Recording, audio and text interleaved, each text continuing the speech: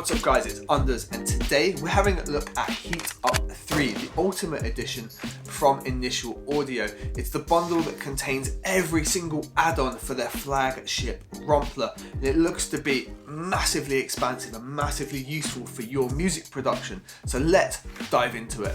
Okay, so when you link up the SSD to your machine, this is what we're met with. So we've got our bonus drum kits, our Heat Up library, and then we've got our install options, along with a how to install and activate guide. They're super cool that they're in video format. Now we're on a Mac system, so we are going to do the Heat Up 3 Ultimate PKG. So on Mac, it has to be installed on the default drive, and this is just for the plugin, not for the library. It's going to take 1.5 gig to install, and let's roll through that.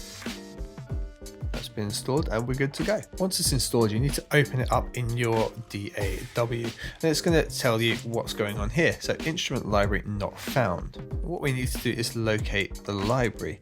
Now we could run it off of the SSD, and that's kind of the idea of being provided with an SSD. I, however, am going to choose to bring everything over to one of my other drives. So let me show you the way that I would do that. And the same process would happen if you wanted to just run your Heat Up Ultimate Edition off of the SSD. So on the left, I have one of my Lacy hard drives. This is the one that contains all of my sample libraries. So this is where I'd like to keep the Heat Up library. And on the right hand side, I've got the SSD with the Heat Up library within it. And if I click on it, we can see it contains every single pack here. So I have sample libraries here. It contains all my contact libraries and other things like that. And I am quite simply just going to drag and drop the Heat Up library over into the sample libraries folder, and it's going to start a copy for us. Even though this is a couple of 100 gig, because Initial provides you with an SSD drive, and assuming you're going to a fast drive, this is a Thunderbolt 3 Lacy drive, the transfer shouldn't take overly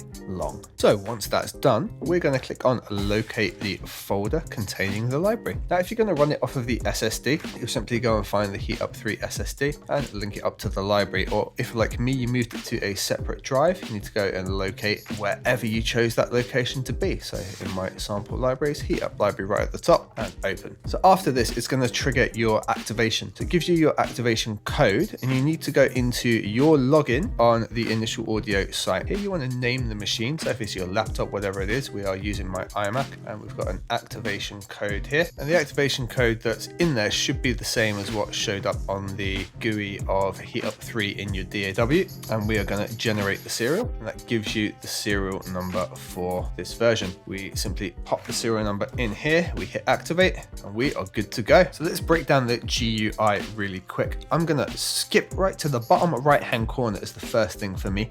So I like to have the screen quite large, and we've got these three little lines down here. They highlight when you go near them, and we can resize the GUI, which is lovely. First things first, let's have a look at the big black section in the middle. This is where a few different things happen, but by default, it's going to load on the browser. And to show you what the rest of the plugin does, we need to have something loaded. So let's go straight into bass, and let's grab a sound in here.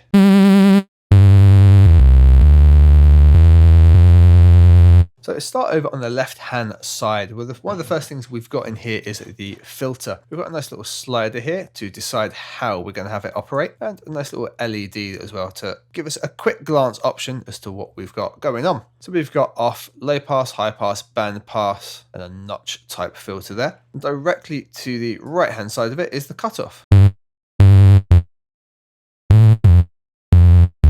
Now, by default, it may seem as if the cutoff isn't doing anything. And the cutoff's dependent on the amount type. So if we bring the amount type to be about halfway down this way, we'll now notice the cutoff starts to take more of an effect. If we push it the other way,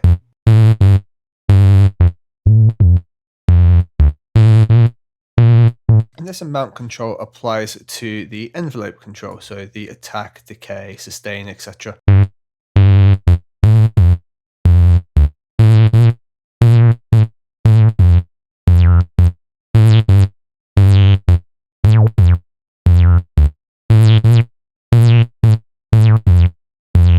allowing us to shape our sound very quickly and easily. Jump back over to the middle section. Across the bottom, we've got Scope, Sequencer, Browser, Effects, and Settings. Now, we've seen the browser already. It's where it loads by default, and we've got all of our categories on the left-hand side, and then the individual patches on the right-hand side. Let's have a look at the scope. And what scope is doing is giving us a vector scope of both the left and the right channel of any audio that's coming through. We can see that it's the left and right channel by slight differences in color, which is what's giving a very slight stereo feel to this sound. If we go into sequencer, we can actually sequence the note. If we go into sequencer, we can switch it on the bottom left-hand corner, and we can actually create a patterned sequence for our note.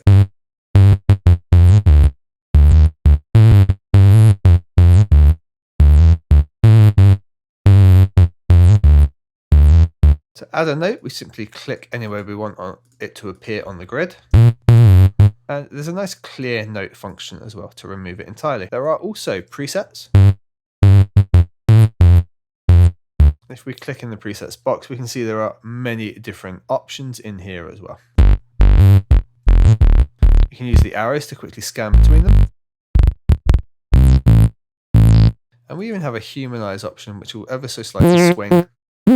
We can change the mode to be triggering the notes exactly how they were played, also that they will trigger up, down, and down, and down, up. We've also got the speed and step control. Let's switch that back off. In the effects section, it appears initially that we only have the 3 effects across the bottom. However, we've got a considerable number of effects built in here as well. And we can click and drag and rearrange these into any order we like as well. So we have phaser, chorus, delay, vibrato, panner, a nice trance gate, EQ, compression, distortion, tremolo, reverse, and reverb. And because we can reorder them any way we desire, we could put the reverb right at the end of the chain here. Or we could have it much earlier on so it's affected by everything else.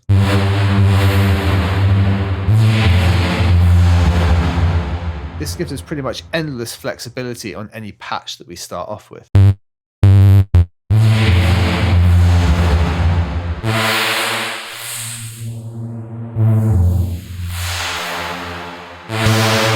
Last but not least, we have settings. Here we can customize a lot of the Heat Up 3 interface. For example, we have skins built in. I personally quite like the black and gold. Rainbow mode adjusts some of the interaction that you see within the plugin. For example, the cutoff wheel, you can see an animated highlight around it when notes trigger.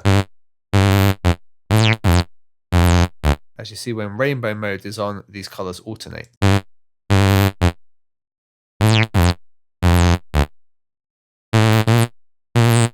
We can also turn on MPE mode. If you're using, say, the Roly Seaboard controller, MPE mode will be supported. Now, if we go into GUI colors, we can actually completely customize the GUI. I, however, will just stick with the preset of black and gold. Now, the 3 effects across the bottom, the reverb, delay, and chorus, are the same effects as in the effects channel. If I switch the reverb on here, it does switch on in here. So we do not have 2 options. But this does allow quick and easy control of 3 of the most commonly used effects. Across the bottom, we don't just have access to a keyboard, as well as its pitch range and velocity curves.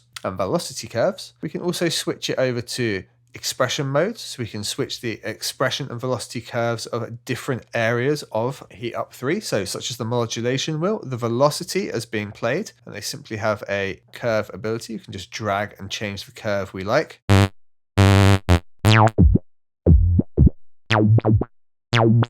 Again, giving us more flexibility. And we can also manipulate these to be linked to other areas. So we could link Aftertouch, for example, for patches that would support Aftertouch. We've got our ADSR settings, as well as our Envelope 2 settings and destinations that they can be sent and linked to. And the same for LFO. For example, we could link the cutoff to LFO1 here, and we set the amount. We can switch on sync below here, and then we've got set speeds.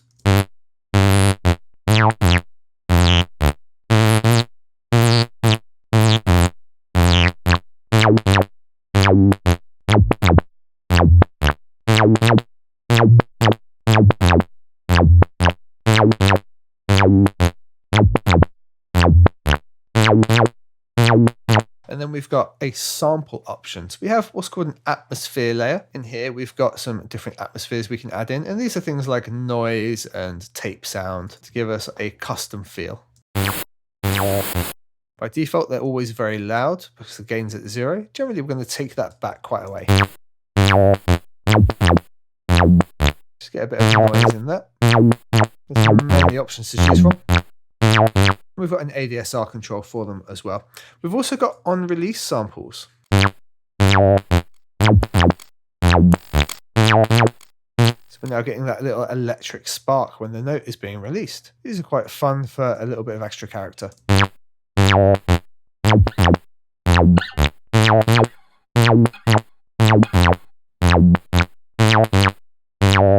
Something you don't find very often in any romplers. So that's a main breakdown of the GUI. Let's have a look now at some of the sounds, which is the real big seller of Heat Up 3. And what I'm going to do is make a really quick loop, and then we're going to switch out some of the sounds and see what we can do. Just taken a couple of minutes, used a couple of different patches. Everything in here is Heat Up 3, and there's no effects going on. I've just got the master bus plugin from Initial on there, giving a little bit of loudness and limiting, and then a balance plugin there. So this is the idea I came up with in just a few minutes.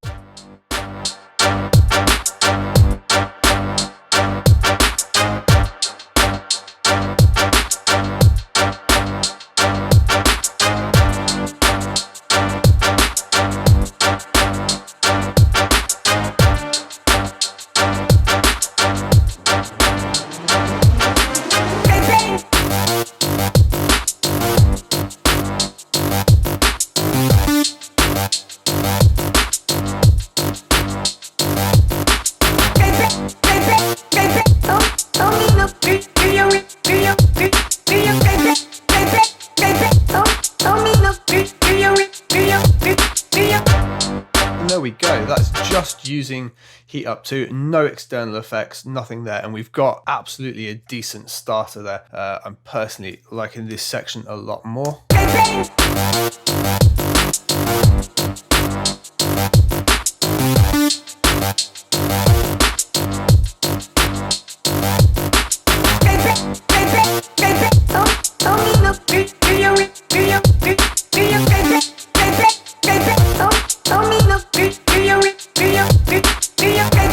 Yeah, I really like what we've got in that section. So let's have a listen to some of the other bits within Heat Up and the packs themselves. If we take our chords here, that's how we've made that big chordy pulsing electric sound.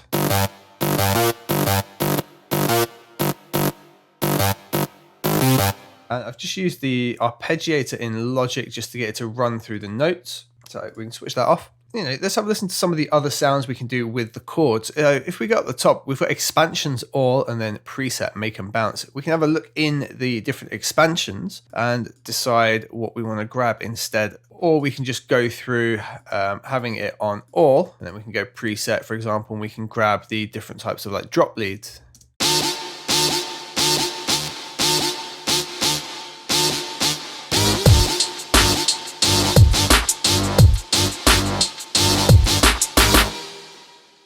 Really, really awesome. So for example, if we grab like the source expansion, go into the leads maybe. I mean, leads might not work too well with chords, but let's see.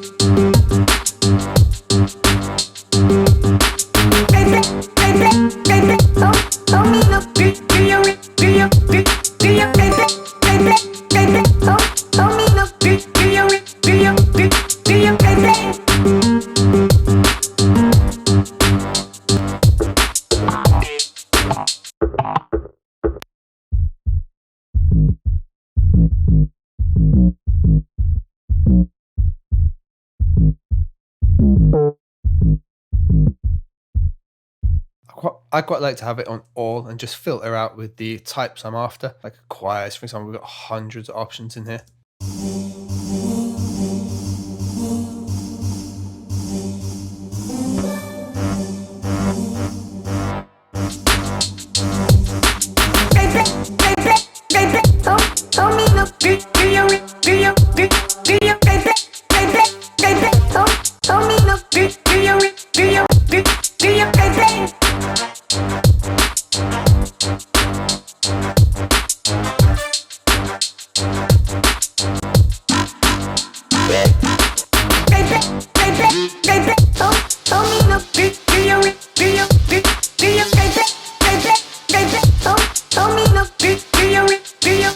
It's super easy to just switch through sounds really quickly, and you've got something to work with each and every time. So we can have a listen to the bass line this time.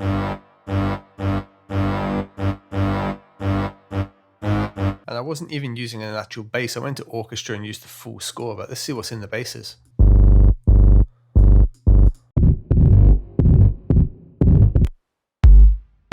Oh, that's huge.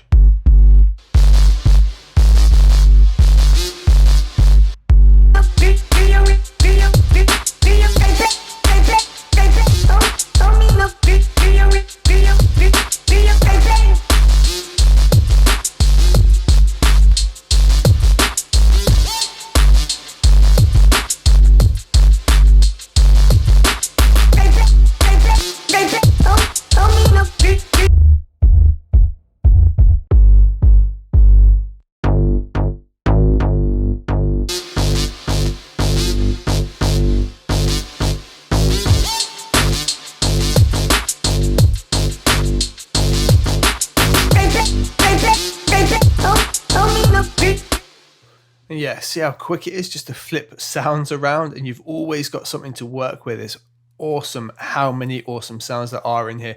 Instead of going through loads in here, I think I'll do a separate video and we'll just go through all the different sounds, switching them out, and have a real listen to them. So if you're interested in that, follow on for that video. But that is all, guys. That is breaking down what Heat Up 3 is, the fact that it's essentially 210 gigs of amazing sounds, comes to you on an SSD drive, so it's super easy to install, and if you want you can run it off of that drive, so it's not going to fill up your space, and there's enough in here for you to make beats and tunes with really easily without too much effort. Like I say, all of that was without any external effects whatsoever. If the video was helpful for you guys, please bash a like on it, and thank you very much for liking and subscribing to the channel.